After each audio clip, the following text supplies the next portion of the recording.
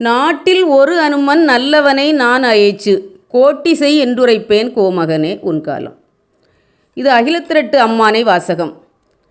ஆதி நாராயணர் வைகுண்டருக்கு தர்மயுக செய்தியை கூறும்போது சில உபதேசங்களையும் கூறுகின்றார்.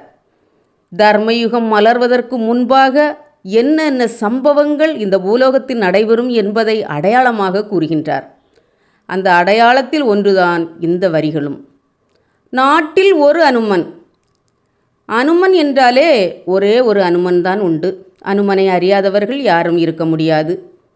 5வது யுகமான திரேதா யுகத்தில் நாராயணருடைய ராம அவதாரத்தில் வானரப்படைகளின் தலைவனாக இருந்து இலங்கையை அழித்து சீதையை மீட்க ராமருக்கு உதவிகரமாக இருந்தவர்.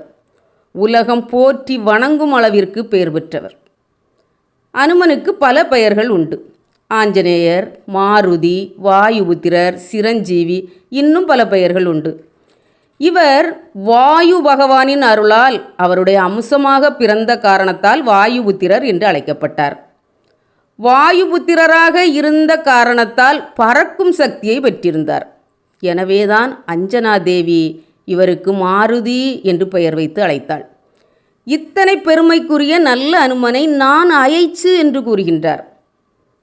அயைச்சு என்றால் அசைத்தல். நீதி நேர்மை தவறாமல் சிரஞ்சீவியாக இருக்கின்ற அந்த அனுமன் மனதில் நான் பல மாற்றங்களை கொண்டு வந்து அவன் மூலம் பல காரியங்களை செய்வேன். கோட்டி செய் என்றுரைப்பேன் என்று கூறுகின்றார். கோட்டி என்றால் எதிர்மறையான செயல்கள், சித்து விளையாட்டு, பித்தலாட்டம் போன்றவை. அனுமன் மூலமாகவும் நான் பல காரியங்களை செய்வேன்.